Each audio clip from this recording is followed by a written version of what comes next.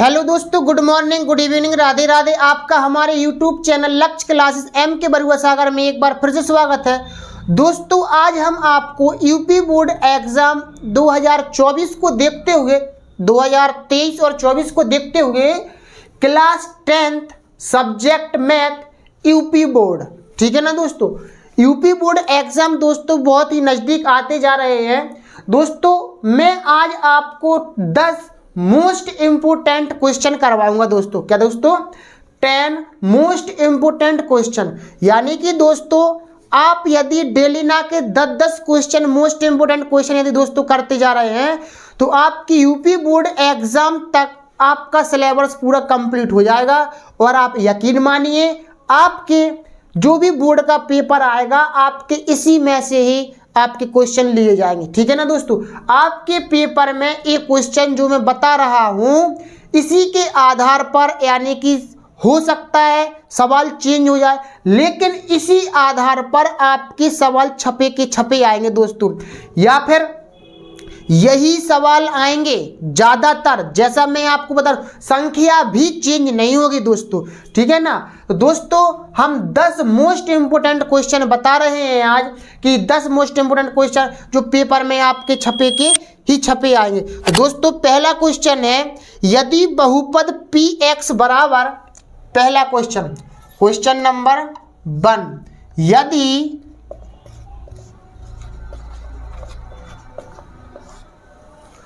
यदि बहुपद px बराबर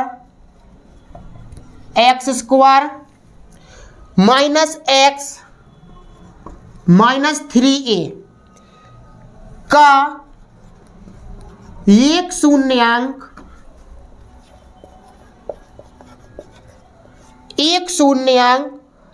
3 है, क्या दोस्तों 3 है, तब ए का मान ज्ञात करें। तब ए का मान ज्ञात करें। क्या दोस्तों? px बराबर x square minus x minus 3a का एक शून्यांक 3 है। कितना है दोस्तों? एक शून्यांक 3 है, तब ए का मान ज्ञात कीजिए। दोस्तों जो ए आपका एक शून्य, इस बहुपद का एक शून्यांक जो 3 है, ए आपका x का मान है। क्या है दोस्तों? x का मान है। और जब आपको ए का मान निकालना है तो आपको px का मान 0 मानना पड़ेगा। क्या मानना पड़ेगा दोस्तों? 0। तो x का मान बहुपद में रखने पर दोस्तों आपका बहुपद क्या है?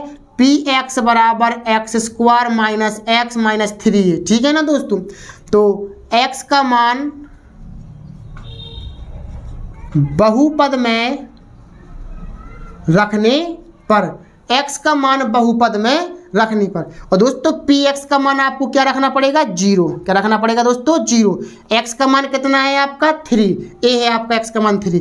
दोस्तों 3 का वर्ग, x पर 2 घात हैं, 3 पर 2 घातें आएंगी, माइनस x का मान है 3 और 3a, ठीक है ना दोस्तों।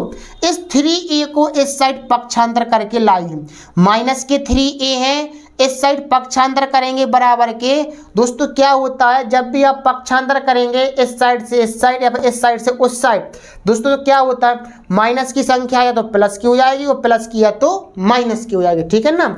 इस तरीके से चेंज हो जाती है संख्या। माइनस की 3a है, इस साइड आएगी प्लस के 3a हो जाएगी। 3 का वर्ग कितना होता है दोस्तों? 9 और 3 के 3a बराबर 9 में से 3 का कितने बचे दोस्तों? 6। कितने बचे? 6। 3 से 6 डिवाइड करो, 3 2 जा 6, ठीक है ना। तो a बराबर दोस्तों कितना आ गया आपका? 2। कितना आ गया दोस्तों? 2 आ गया। कितना आ गया दोस्तों? 2।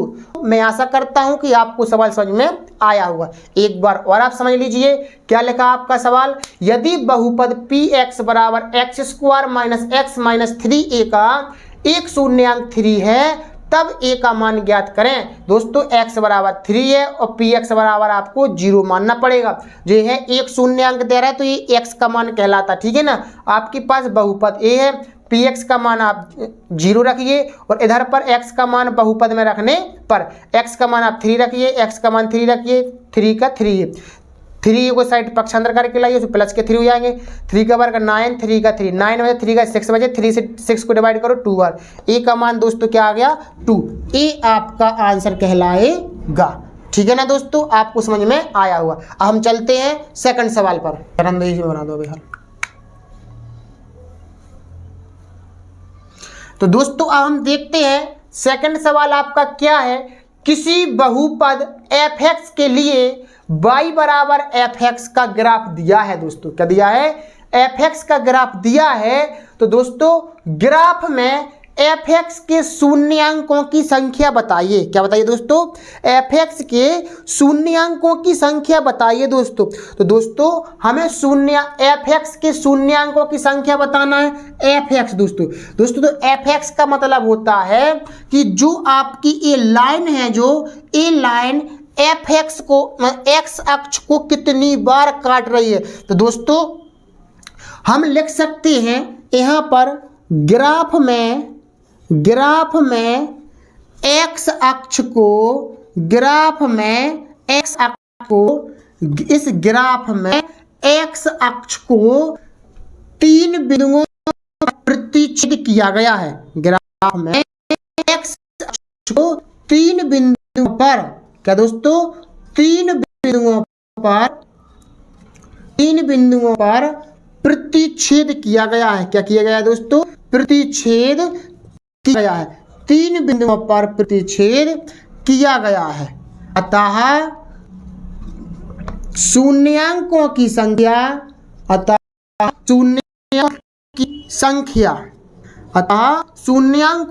कितनी है दोस्तों, एक बार इकट्ठी। दोस्तों 3 बार किया तो शून्यांक 3 होगी। कितनी होगी दोस्तों, 3। तो आपका 3 आंसर होगा इसका। क्या होगा दोस्तों, 3 आंसर। तो x अक्ष को f(x) बोला, तो f(x) बोला तो x यानी कि x अक्ष पर काटना पड़ेगा। यदि हमें f(y) के शून्यांकों की संख्या बताना है तो फिर y को देखिए, y अक्ष को कितनी बार, एक बार, फिर एक शून्यांक कहलाएगा। ठीक है दोस्तों, तो समझ में आया होगा। तो ग्राफ में x अक्ष को 3 बिंदुओं पर प्रतिच्छेद किया गया है, अतः शून्यांकों की संख्या 3 होगी। कितनी होगी दोस्तों, 3। तो दोस्तों ये बहुपद वाले हम सवाल लगाए हैं चैप्टर नंबर 2। कौन सा दोस्तों, चैप्टर नंबर 2 लगा रहे हैं। मैं आशा करता हूं आपको समझ में आया होगा। अब हम चलते सवाल की ओर। तो दोस्तों हम देखते हैं क्वेश्चन नंबर 3। दोस्तों क्या है आपका, बहुपद 6x² - 7 के शून्यांक के योग तथा गुणनफल का अनुपात ज्ञात कीजिए।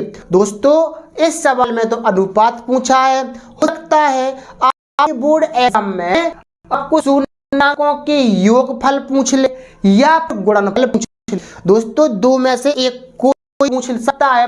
तो हम पहले नंबर तो जो द्विघात बहुपद लिखा है, जो इस बहुपद को पहले तो आप सही तरीका से लिख लें, क्योंकि हर बार क्या होता है कि बहुपद या द्विघात समीकरण उसको आगे से लिख देते हैं, तो हम पहले सबसे पहले उसको सही क्रम में लिख लिया जाता। तो 6x² - 7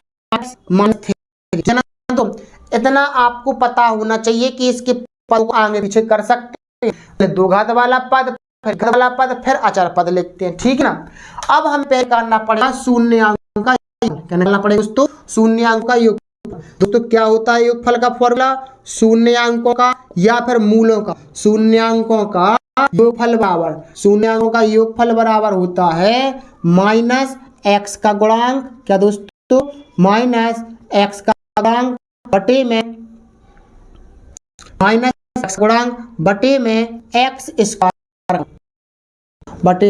x² गुणा। दोस्तों आपके सवाल, आपके पेपर में ये सवाल आ सकता है कि शून्य का योगफल होता है ऑब्जेक्टिव टाइप क्वेश्चन। जो आपके बी ऑब्जेक्टिव टाइप क्वेश्चन आना है 1 नंबर में, उन में इस शून्यांकों के योगफल कोई फंस सकता है दोस्तों ऐसा। तो क्या होता है फॉर्मूला, -x का गुणांक बटे में x² का गुणांक। ठीक ना दोस्तों, हम इसका आंसर निकालते हैं। तो x गुणांक क्या है, फॉर्मूला का -x। अगर एक का गुणांक निकालना नहीं आता कि गुणांक होता क्या है दोस्तों, तो हम बताते हैं आपको कि x का गुणांक, x के साथ में जो भी गुणा में संख्या लिखी है वो उसका x का गुणांक कहलाता है, ठीक है ना। और जे माइनस चिन्ह का थोड़ा ध्यान रखना, ये साथ माइनस है वो आपको इधर पर माइनस के साथ लेना पड़ेगा, ठीक है। और x बटे एक्स स्क्वायर का गुणांक क्या दोस्तों, एक्स स्क्वायर गुणांक। तो दोस्तों एक्स स्क्वायर के साथ में क्या है अंक में 6, तो दोस्तों बटे में लिख सकते हैं आप, ठीक।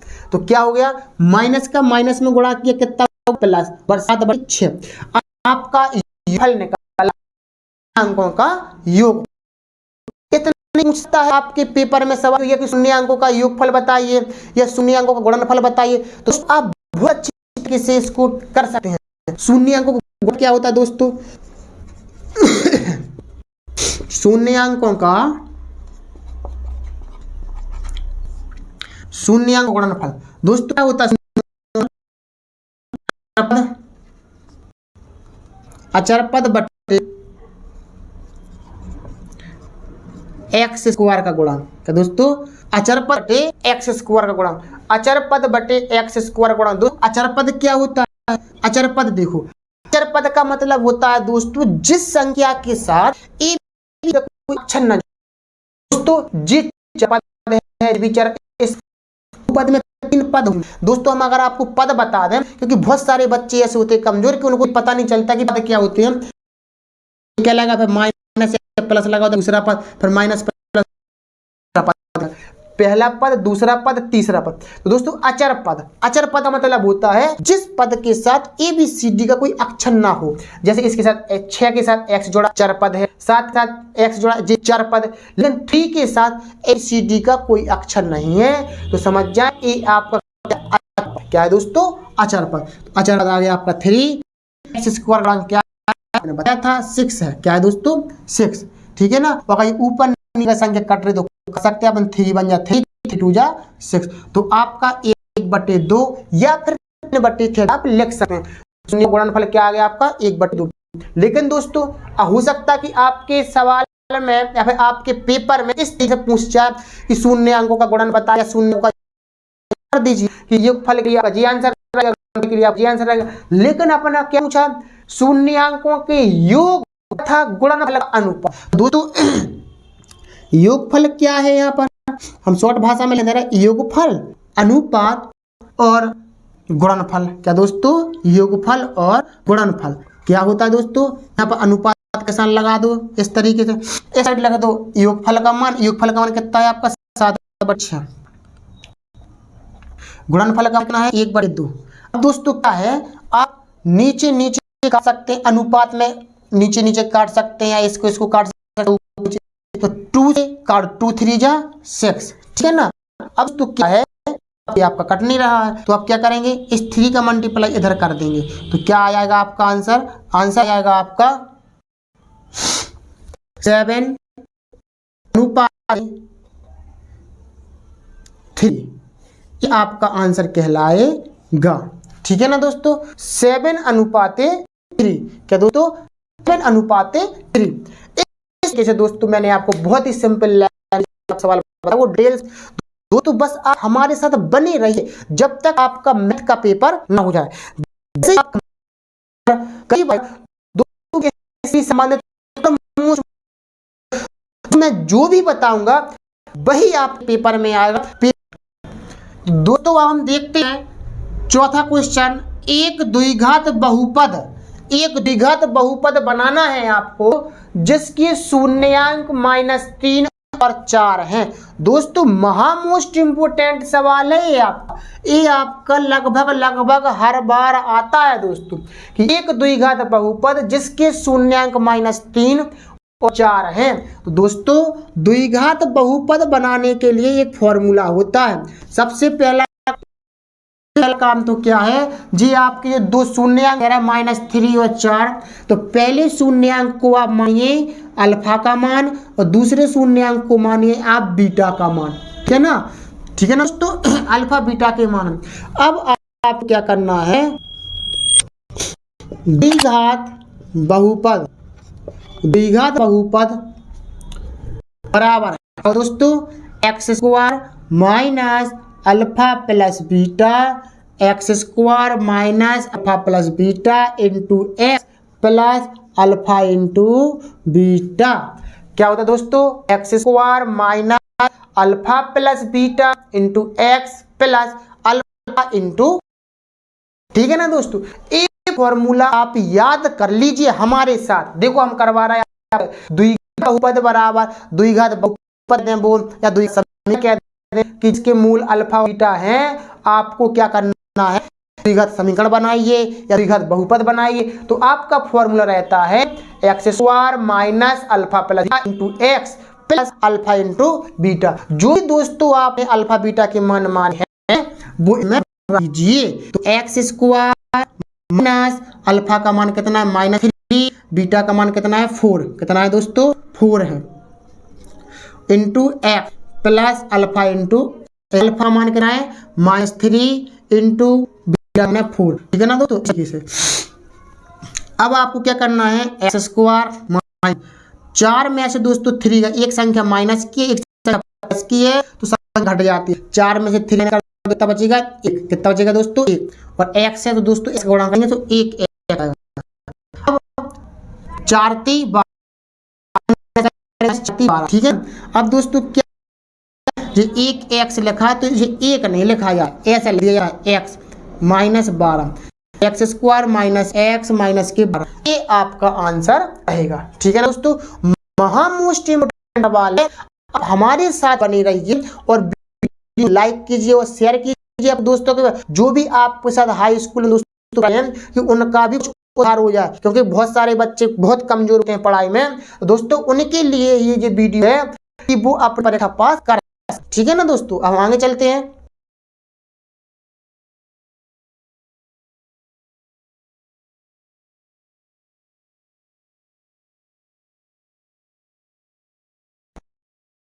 देखते हैं 5वां सवाल, यदि द्विघात बहुपद k-1 into x square plus के एक्स प्लस 1 के शून्यांक में से एक शून्यांक -3 है।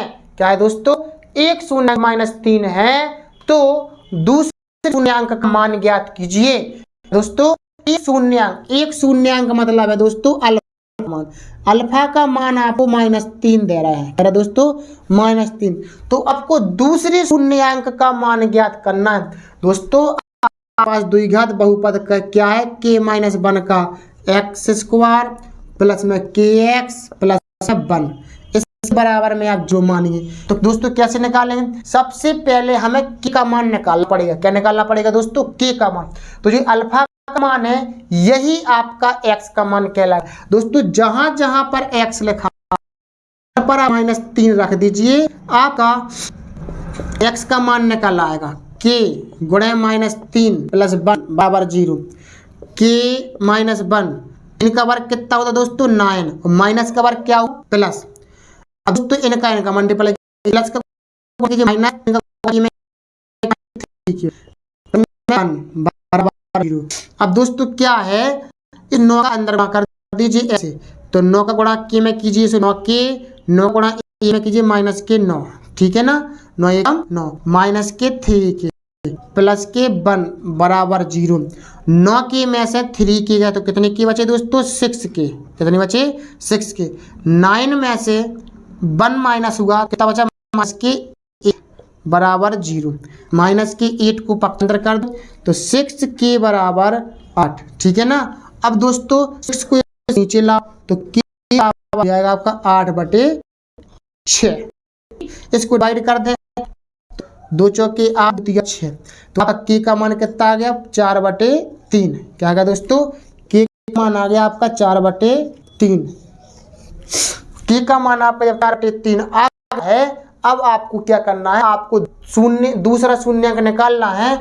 तो आपको क्या करना है, ज्यादा कुछ नहीं करना है, या तो आप योग फॉर्मूला रखते हैं या फिर दोस्तों हम गुणनफल फॉर्मूला रख रहे हैं, शून्यांकों का गुणनफल, शून्यांकों का गुणनफल। शून्यांकों का गुणनफल क्या होता है दोस्तों, अचरपद बटे एक्स स्क्वायर का गुणांक, अचरपद बटे एक्स स्क्वायर का गुणांक। तो शून्यांकों का गुणनफल क्या होता है दोस्तों, अचरपद बटे एक्स स्क्वायर का गुणांक। पद बटे एक्स स्क्वायर गुणा। दोस्तों अचर पद क्या है आपका, ए जो समीकरण है अचर पद है आपका एक। पहले तो गुणनफल की बात, तो दोस्तों गुणनफल शून्य कितने होते हैं, अल्फा और बीटा। तो इसकी जगह पर आपको रखना पड़ेगा अल्फा बीटा बराबर अचर पद क्या है आप एक। दोस्तों लिखिए एक्स स्क्वायर का गुणांक क्या है दोस्तों, के माइनस वन। क्या दोस्तों, इधर से देख लिया फिर इधर से, समीकरण तो वही लिखा है आपका, तो के माइनस वन। दोस्तों के माइनस वन। अब दोस्तों इधर पर अल्फा का मान रखिए कितना है, माइनस के 3 गुणा में बीटा बराबर 1 की का मान कितना है 4/3। दोस्तों 4/3 रख दीजिए, 4/3 माइनस 1। दोस्तों 4/3 को अगर आप माइनस करेंगे 4/3 में से माइनस 1, हम इसको कर ले रहे हैं, तो 4/3 में से माइनस भिन्न जगह हुआ ऐसा, इसका लासा लीजिए 3 आएगा। 3 का भाग 3 दीजिए एक बार, 1 का गुणा कीजिए इधर पर 4 एकम 4, 1 का भाग 3 दीजिए 3 3 एकम 3, 4 में 3 तो 1/3 कितना 1/3 आएगा। ठीक है ना, तो समझ में आया आप, हम इसको हटा रहे हैं अब 1/3। दोस्तों -3 इंटू बीटा कितना है दोस्तों, इसका आपका 1/3 कितना था दोस्तों 1/3। ठीक है ना। अब दोस्तों क्या है, जब 1 2 3 जब लगातार अगर आपकी संख्या 3 रहे तो क्या करना है, एक गुणा कर दिया जाता है। ठीक है ना, तो आपका क्या हो जाएगा 3/1। अब दोस्तों ये 3 है आपके, तो क्या होगा आपका बीटा बराबर 3/1 तो है आपका, इस 3 अब जो काय के दोस्तों माइनस 3 से 3 काट दो एक बार, तो बीटा का मान कितना आ गया तो -1 कितना आ गया दोस्तों -1। ये आपका दूसरा आ चुका है या फिर दूसरा शून्यांक आ चुका। दोस्तों आपको दूसरा शून्यांक निकालना था। दोस्तों मैं आशा करता हूं कि आपको समझ में आया होगा। ठीक है ना दोस्तों, हम चलते हैं आगे देखते हैं। तो दोस्तों अब हम देखते हैं क्वेश्चन नंबर 6। क्या दोस्तों, क्वेश्चन नंबर 6 क्या होता है, एक द्विघात बहुपद, एक त्रिघात बहुपद, एक त्रिघात बहुपद ज्ञात कीजिए जिसे 3 शून्यांक 3 -1 और तथा -1/3 ये आपके पास शून्यांक दे रहे हैं। अब दोस्तों हमें त्रिघात बहुपद बनाना, जैसे आपने द्विघात बहुपद बनाना सीखा था जिसके अल्फा और बीटा थे। अब दोस्तों इसमें त्रिघात, दोस्तों जिस बहुपद की जितनी घातें होती हैं उस बहुपद के उतने ही शून्यांक निकलते हैं। जब त्रिघात बोल दिया 3 बहुपद आएंगे, और अगर मान लो द्विघात बोला तो 2 बहुपद यानी अल्फा बीटा आएंगे, और त्रिघात तो अल्फा बीटा गामा। ठीक है ना, तो दोस्तों हम बता दें आपको, ए क्या आएगा अल्फा का मान, ए है आपका अल्फा, ए है आपका बीटा, ऊपर मान लें A3 आपका कहलाएगा अल्फा, -1 कहलाएगा आपका बीटा, क्या दोस्तों गामा। गामा को बनाते हैं बाई की जैसा, क्या है दोस्तों बाई जैसा बनाते हैं आप। ठीक है ना दोस्तों, त्रिघात बहुपद फॉर्मूला होता है, त्रिघात बहुपद बराबर होता है क्या, x3 minus alpha plus beta plus gamma into x square plus alpha into beta plus beta into gamma plus gamma into alpha into x minus K alpha into beta into gamma. ये आपका त्रिघात बहुपद बनाने का आपका formula है। इसको याद करने का तरीका यही है कि त्रिघात बहुपद बराबर x³ minus alpha plus beta plus gamma into x square plus alpha into beta into gamma plus gamma into alpha into x minus alpha into gamma. ठीक है ना, आप समझ रहे होंगे हमेशा। तो हम देखते हैं, पहले इसका मान निकालना है, यानी कि अल्फा प्लस बीटा गामा बराबर अल्फा का मान क्या है 3 प्लस बीटा का मान कितना है -1 प्लस गामा का मान क्या है -1/3। ठीक है ना दोस्तों, तो हम क्या करेंगे अब के लिए 3 के ही प्लस का गुणा माइनस में करेंगे तो -1 और प्लस गुणा माइनस करेंगे तो -1/3। ठीक है ना, इसके नीचे 1 इसके नीचे 1 मानो 3 आ जाएगा, लासा 1 का भाग 3 तो 3 बार 3 3 का 9, 1 का भाग 3 बार 3 एकम 3, 1 का 1 9 में से 3 का 2 तो 6 और 6 में से 1 गया तो कितना बचा आपका 5, कितना बचा दोस्तों बटे में 3। दोस्तों इसका मान कितना आ गया आपका 5/3 आ गया, कितना दोस्तों 5/3। अब दोस्तों क्या करना आपको, beta into gamma, gamma into alpha. इसका मान दोस्तों, इसका मान कैसे निकालेंगे? तो alpha into beta plus beta into gamma और प्लस गामा इंटू अल्फा बराबर क्या होता है? अल्फा का मान रखिए 3, बीटा का रखिए -1, प्लस लगाइए बीटा का मान -1 और गामा का मान -1 प्लस गामा का मान -1/3 और अल्फा का मान कितना है? 3। ठीक है ना? अब इनका गुणा किए 3 × 3 -3 और माइनस को माइनस करेंगे तो दोस्तों हो जाएगा प्लस के 1/3। 3 से 3 कट जाएंगे, प्लस का गुणा माइनस में करेंगे तो माइनस के 1। इसके नीचे 1 मानिए, इसके नीचे 1 मानिए। ऐसा इसका कर लीजिए आप लासा, लीजिए दोस्तों लासा। 1 का भाग 3 में गया तो कितनी बार आएगा? 3। 3 का 9, 3 से 3 का 1, 3 एकम 3। ठीक है ना दोस्तों? -9 और -3 कितने होगा? -12। दोस्तों -12 में से आपका एक कितना? -11/3। इसका आपका आंसर आ चुका। ठीक है ना? अब दोस्तों हमें काय का मान चाहिए? Alpha into beta into gamma. तो दोस्तों हम कैसे निकालेंगे? Alpha into beta into gamma बराबर अल्फा का मान कितना है दोस्तों? 3, बीटा का मान कितना है दोस्तों? -1 और दोस्तों गामा का मान कितना है? -1/3। दोस्तों 3 से 3 कट गए, माइनस करेंगे तो प्लस 1 एकम 1। Alpha into beta into gamma का मान कितना आ गया दोस्तों? 1। ठीक, आपको अभी समझते चलें, आपको हर चीज समझ में आएगी दोस्तों। अगर आप ये सोच रहे होंगे कि हमको समझ में नहीं आ रहा है क्या कारण, आप हमारी भाषा को समझने की कोशिश कीजिए, आपको हर एक चीज समझ में आएगी दोस्तों। क्योंकि हम ऐसा बताते हैं कि हर एक बच्चे को समझ में आता है। थोड़ा सा बने तो रहिए हमारे। देखते हैं आपकी त्रिघात बहुपद बनने का समीकरण था, यानी कि फॉर्मूला था दोस्तों। इस फॉर्मूले को आपको फटाक से कर लेना है। Plus beta gamma into x square plus alpha beta plus beta gamma plus gamma into x minus K alpha into beta into gamma. ठीक, तो क्या करें? एक्स क्यू का आप एक्स क्यू लिख दीजिए माइनस। दोस्तों हमने इसका मान लिया है पहले, जी निकाले alpha plus beta into gamma कितना है? 5/3। दोस्तों 5/3 लिख दी इंटू एक्स स्क्वायर है, इधर पर एक्स स्क्वायर लगा दीजिए। ठीक, प्लस लगा फॉर्म लगा प्लस लगा दीजिए। हम इसका भी मान निकाल लिया। क्या निकाला दोस्तों? इसका मान जी माइनस के 11/3 इंटू एक्स माइनस लगा minus alpha into beta into दोस्तों मैंने ये मान निकाल लिया। कितना आया था? 1। कितना दोस्तों? 1। अब दोस्तों हो सकता है तो आप इसको ऐसा ही लिखा दें, बड़ा माइनस में करें कितना आएगा? माइनस के 13 इंटू एक्स माइनस के 1। ये आपका त्रिघात बहुपद बन चुका है। ठीक है ना दोस्तों? या आप इतना कर दें का सही कहलाएगा आंसर। ठीक है ना?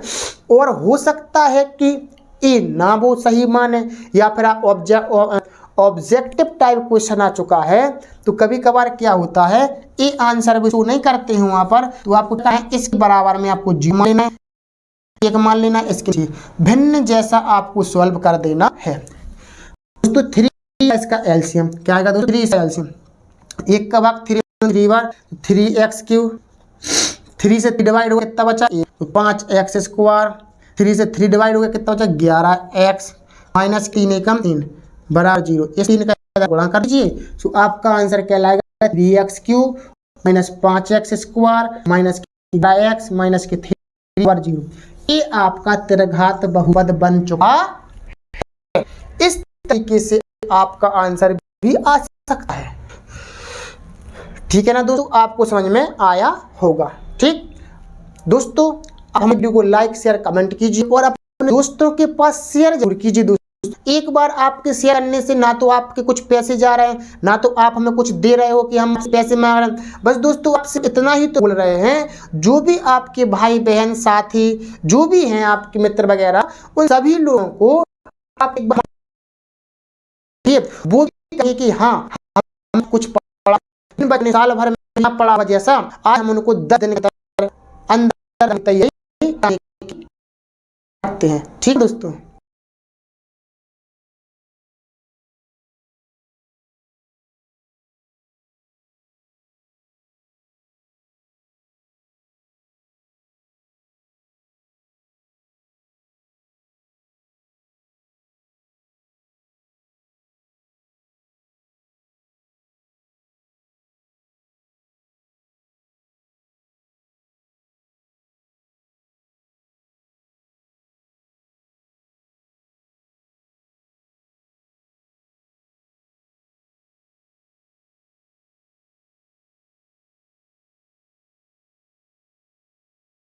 दोस्तों अब हम देखते हैं इस पर आधारित एक सवाल आना ही है आपके पेपर में। दोस्तों एक सवाल 100% आएगा दोस्तों। कैसे?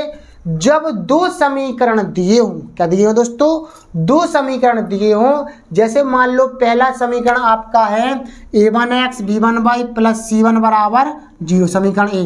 फिर a2x plus b2y plus c2 बराबर 0, समीकरण नंबर दूसरा है। ठीक है ना दोस्तों? जब इस तरीके समीकरण एक और समीकरण दो दिए हों तब आपको क्या करना है, ये थोड़ी फॉर्मूला, तीन फॉर्मूला है दोस्तों। जब दो समीकरण दिए हो तो वे कहेंगे कि रेखाएं समपाती हैं, कि रेखाएं समांतर हैं, कि रेखाएं प्रतिच्छेदी रेखाएं, कैसी रेखाएं दोस्तों, या फिर निकाय संगत है कि असंगत है, क्या है। तो आपको ये तीन फॉर्मूला आपको याद करना पड़ेगा। कैसा? पहला फॉर्मूला आपका है कि a1/a2 का मान b1/b2 के बराबर यदि नहीं है, ये बराबर का चिन्ह कटा है, इसका मतलब ये बराबर नहीं है, तो रेखाएं कैसे होंगी? प्रतिच्छेदी रेखाएं होंगी। केवल उनका एक हल होगा और संगत होंगे। निकाय कैसा होगा दोस्तों? संगत होगा। क्या दोस्तों? जब a1/a2 बराबर नहीं होगा b1/b2 के, तो रेखाएं प्रतिच्छेदी रेखाएं होंगी, केवल उनका एक हल होगा और निकाय संगत होगा। ठीक है ना? अब दोस्तों दूसरा फॉर्मूला a1/a2 बराबर रहेगा b1/b2 के बराबर रहेगा c1/c2 के, तो रेखाएं समपाती होंगी। जब तीनों मान बराबर रहेंगे तो रेखाएं समपाती होंगी, अनंत हल होंगे और संगत होगा इसका निकाय। निकाय कैसा होगा दोस्तों? संगत। और a1/a2 और b1/b2 बराबर रहेंगे लेकिन c1/c2 बराबर नहीं होंगे, तब रेखाएं आपकी समांतर होंगी और कोई हल नहीं होगा, निकाय असंगत होता है। ठीक है ना? तो प्रतिच्छेदी रेखाओं में क्या होता है दोस्तों?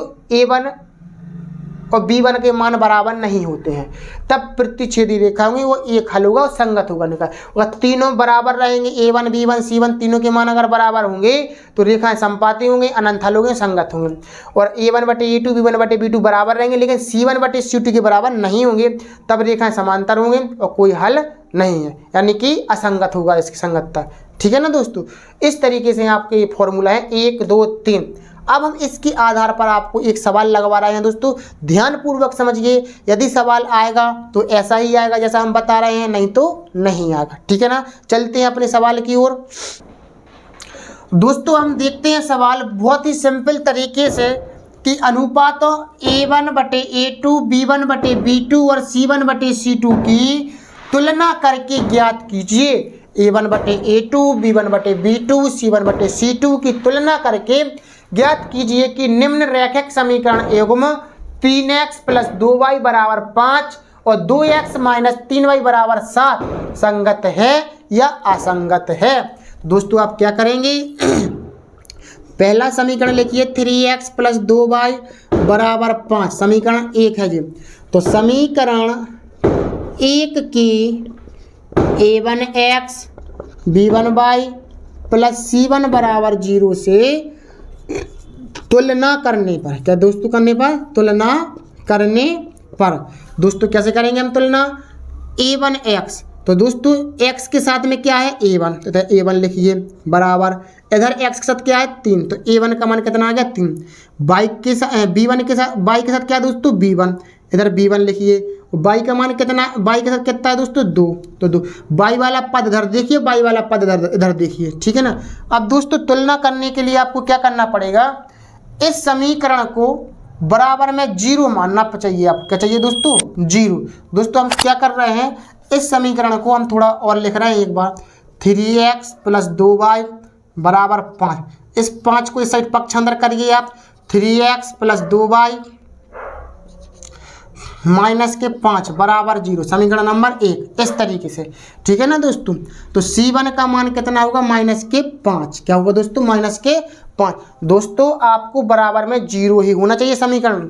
दूसरा समीकरण क्या है आपका? वो लिखा है, दूसरा समीकरण है आपका 2x - 3y बराबर 7। इस 7 को इस पक्ष अंदर कीजिए, तो 2x - 3y -7 हो जाएगा बराबर में 0। समीकरण नंबर दूसरा। समीकरण 2 की a2x b2y c2 बराबर 0 से तुलना करने पर, क्या करने पर दोस्तों? तुलना करने पर। तो क्या आएगा, x के साथ क्या है a2 लगाइए, x के साथ कितना है दोस्तों 2 लिखिए, y के साथ क्या है दोस्तों b2, इधर y के साथ क्या आता है -3 और c2 का मान कितना दोस्तों -7, कितना दोस्तों -7। ठीक है ना दोस्तों। जब आपने ए कर लिया a1 b1 c1 a2 b2 c2 तो आपको ए लागू करना इस तरीके से। ठीक है ना दोस्तों। तो वे कह रहे हैं तो निकाय संगत हैं या असंगत हैं, तो आप क्या करना है, इधर पर आपको क्या लिखना है फॉर्मूला a1/a2 और b1/b2 और c1/c2। इधर ना करके दोस्तों हम ऊपर से कर रहे हैं, कहाँ से दोस्तों, इधर से कर रहे हैं, जिससे कि आपको मैं अच्छे से समझा सकूं। तो a1/a2 बराबर b1/b2 बराबर c1/c2। आप इस तरीके से लिखने की कोशिश कीजिए। ऐसा आपने लिख लिया। अब हम इसके मान रख के देखेंगे। a1 का मान कितना है दोस्तों 3, कितना है दोस्तों 3, और a2 का मान कितना है 2। तो a1 का मान 3, a2 का मान 2, और b1 का मान कितना दोस्तों 2, और b2 का मान कितना है दोस्तों -3, कितना है दोस्तों -3। c1 का मान कितना है दोस्तों -5 बटे में -7, क्या दोस्तों -7। अब दोस्तों अगर हम देखें तो उसमें कह रहे हैं कि निकाय संगत है कि असंगत है। तो दोस्तों a1/a2 और b1/b2 का मान बराबर नहीं है या मान। दोस्तों हमने आपको पहली कंडीशन बताई थी कि जब a1/a2 बराबर ना हो b1/b2 की तो निकाय कैसे होते हैं, संगत होते हैं और एक ही रेखा पर प्रतिच्छेद होते हैं। क्या होते हैं दोस्तों, एक ही रेखा पर प्रतिच्छेद होते हैं और उनका केवल एक हल होता है। क्या होता है दोस्तों, एक हल। जब पहली कंडीशन यदि दोस्तों समझ में ना आ रहा हो, थोड़ी वीडियो को बैक कीजिए और आप वहाँ से समझिए कि हमने जो 3 कंडीशन बताई हैं, 3 फॉर्मूला बताए हैं कि a1/a2 b1/b2 के बराबर ना हो तब क्या होता है, तब रेखाएं एक बिंदु पर प्रतिच्छेद होते हैं, एक हल होता है और बोलें तो निकाय संगत होता है। इसी तरीके से दूसरा कंडीशन है, तीसरी कंडीशन, 3 कंडीशन है दोस्तों। इसके आधार पर एक सवाल 100% आना है दोस्तों, हर साल आ रहा है। कृपया करके आप इसको अच्छे से समझिए, ठीक है ना दोस्तों। अब रही बात ये c1/c2 की, इसकी कोई ज़रूरत नहीं पड़ रही है क्योंकि ये बराबर तो है ही नहीं, ठीक है ना। तो दोस्तों जब a1/a2 नहीं है तो अपन लिख सकते हैं अतः निकाय, हमें संगत असंगत बताना, निकाय संगत है, निकाय संगत है। क्या दोस्तों, निकाय संगत है। ये आपका आंसर कहलाएगा। क्या कहलाएगा दोस्तों, तो निकाय क्या है आपका, संगत है। ठीक है ना। आपको मैं आशा करता हूँ बहुत अच्छी तरीके से समझ में आया होगा। यदि आपको समझ में नहीं आया है तो आप थोड़ा सा वीडियो को बैक करके देखिए, आपको सब हर चीज़ समझ में आएगी। ठीक है ना दोस्तों। और अपने दोस्तों के पास वीडियो शेयर जरूर कीजिए दोस्तों, ठीक है ना। हम आगे देखते हैं सवाल क्या है। दोस्तों हम देखते हैं अब मोस्ट इम्पोर्टेंट सवाल, k का मान ज्ञात कीजिए जिसके लिए समीकरणों 2x + ky बराबर 1 और 3x - 5y बराबर 7 का केवल एक हल होगा। केवल एक हल होगा, का केवल एक हल अद्वितीय हल होंगे। यहाँ पर दोस्तों यहाँ पर क्या हुआ है कि जो हमने आपको पहली कंडीशन में लिखवाया था कि उसका केवल एक हल होगा, वो एक हल होगी का मतलब क्या होता है दोस्तों, अद्वितीय। क्या होता है दोस्तों, अद्वितीय।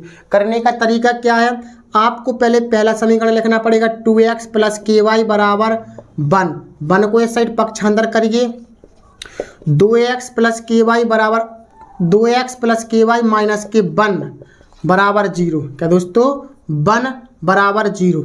अब क्या है समीकरण 1 मानिए इसको, समीकरण 1 की a1x b1y c1 बराबर 0 से तुलना करने पर, क्या करने पर दोस्तों, तुलना करने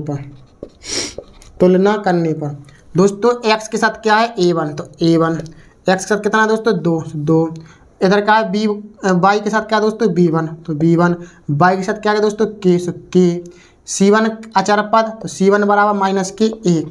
ठीक।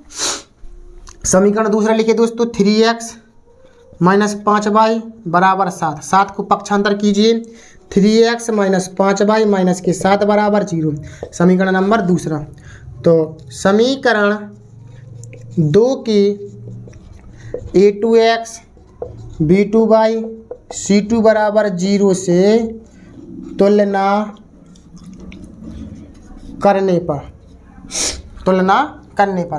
तो दोस्तों क्या है आपकी तुलना, तो x के साथ क्या है दोस्तों a2, x के साथ क्या है दोस्तों 3, y के साथ क्या है दोस्तों b2, y के साथ क्या है दोस्तों -5, और c2 बराबर कितना है दोस्तों -7।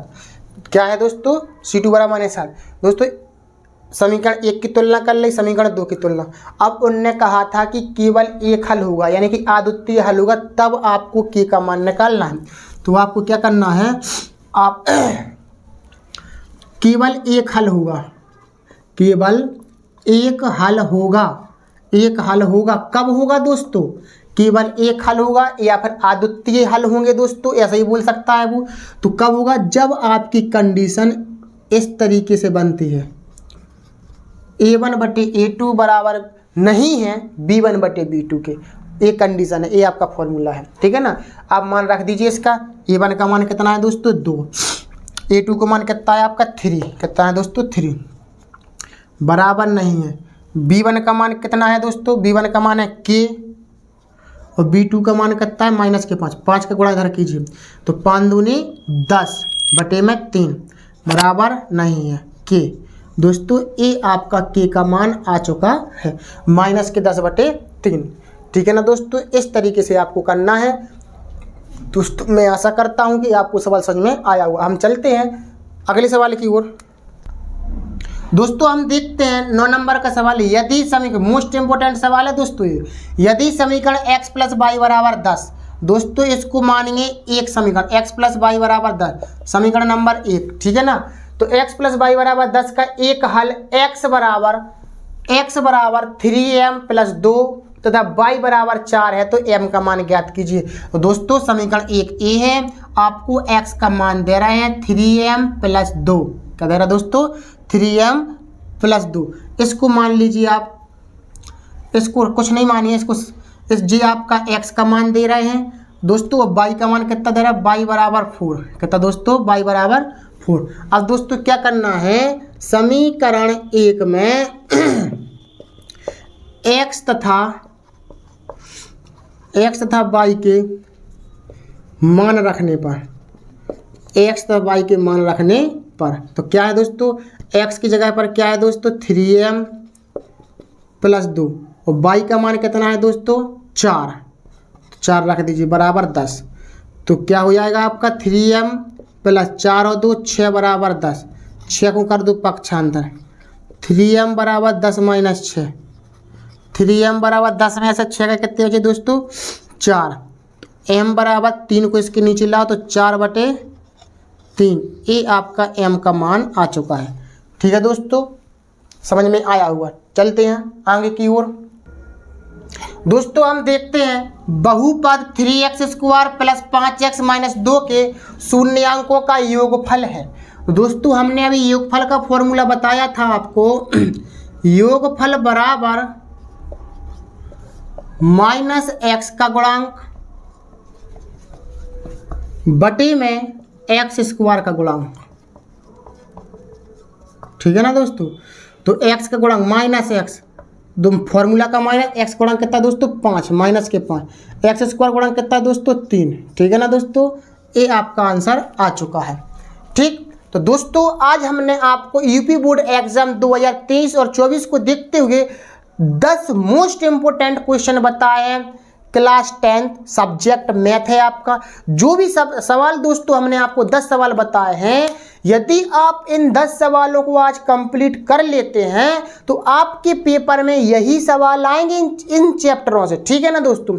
क्योंकि जो मैं बता रहा हूं वही सवाल आते हैं ज़्यादा से ज़्यादा, ठीक है ना। तो दोस्तों आपको हमारी वीडियो कैसी लगी, अच्छी लगी दोस्तों लाइक शेयर और कमेंट कीजिए। अपने दोस्तों के पास दोस्तों जरूर शेयर कीजिए, जो आपके हाई स्कूल में पढ़ रहे हैं, आपके साथ मित्र हैं, दोस्त हैं, जो भी हैं दोस्तों, तो आप उनको जरूर शेयर कीजिए। और दोस्तों यदि आपने हमारा यूट्यूब चैनल लक्ष्य क्लासेस एम के बरुआ सागर यदि सब्सक्राइब ना किया हो तो दोस्तों सब्सक्राइब कीजिए, और इसी तरीके के वीडियो पाने के लिए हमारे साथ बने रहिए लक्ष्य क्लासेस एम के बरुआ सागर के साथ।